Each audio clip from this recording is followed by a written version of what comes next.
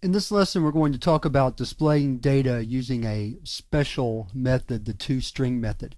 But it's a short lesson, so let's spend a second reviewing our class so far. So we're keeping track of time. Our private data members are hour, minute, second. Then we have a constructor that's fully parameterized. In other words, there's a parameter for each data member. Then we also have a default constructor that sets each member to its default value, which is 0. We could also have constructors with 2 and 1 parameters. We demonstrated those in a previous lesson, but I'm not going to add them back to the class now. They just add length to the definition we don't need. Then we have the property methods. The property methods allow us to use standard Microsoft dotNet syntax to set and retrieve the values stored in the data members.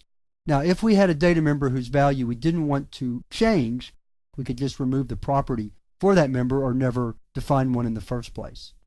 And then finally, we wrote a setTime method so that we could take a previously instantiated object and set the time for it, the hours, the minutes, and the seconds. All right, so now we're ready to look and see how to implement a ToString method. ToString is a standard across just about every object-oriented programming language, certainly Java and C# and C++ for that matter. The ToString method can be written very simply, although we'll have to make some changes once we write it. We write public string ToString and then open close parentheses because it has no parameters.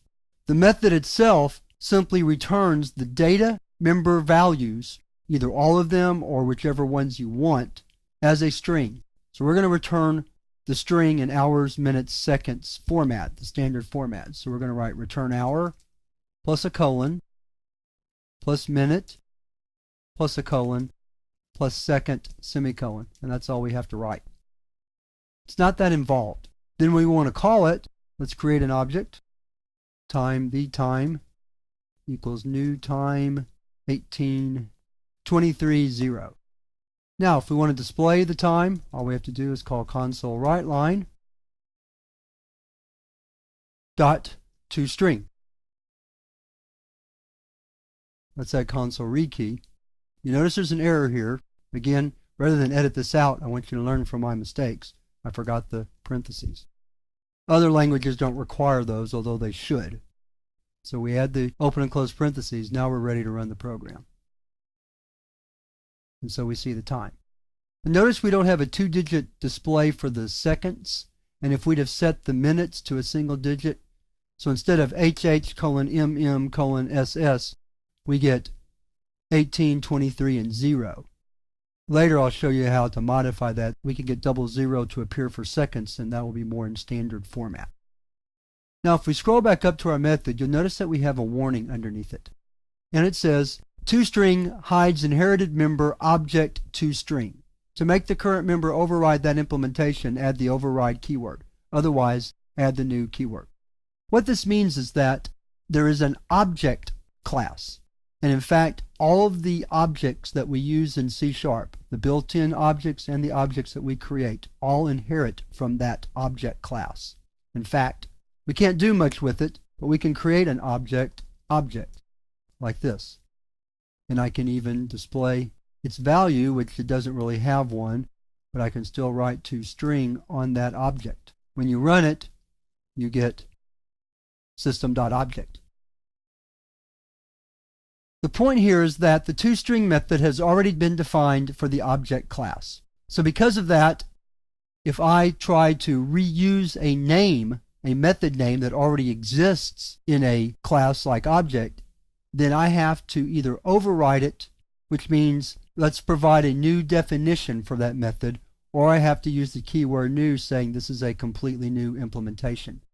By overriding, I'm simply stating that, yes, I know this is a method that's already been defined, but I'm going to provide my own definition. And when I do that, after we run the program, you'll notice that the warning disappeared.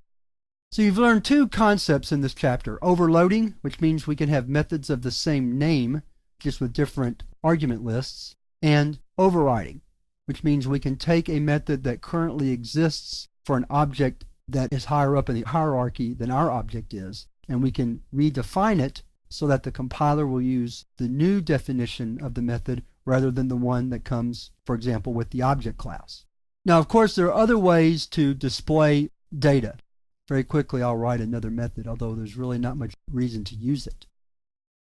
We could have written a display time method, which looks exactly like ours, or we could have changed the definition somehow. Display it in AM, PM format, something like that. But my point is that you don't have to use ToString exclusively as means of displaying time. So you see I can use display time here, and it works exactly the same. So you can have multiple ways of displaying data.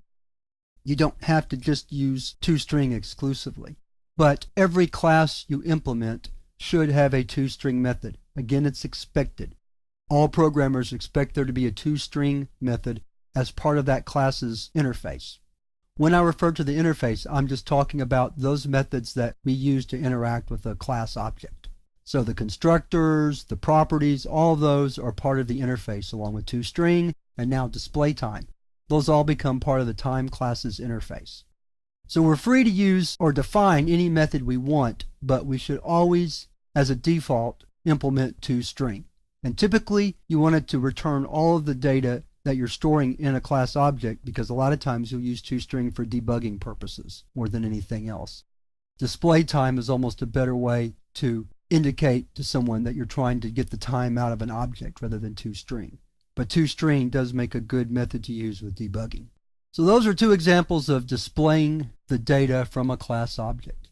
Now let's move to a new topic, and in the next lesson we're going to talk about creating helper methods that are not part of the interface but are part of the internal class definition that help us get our work done.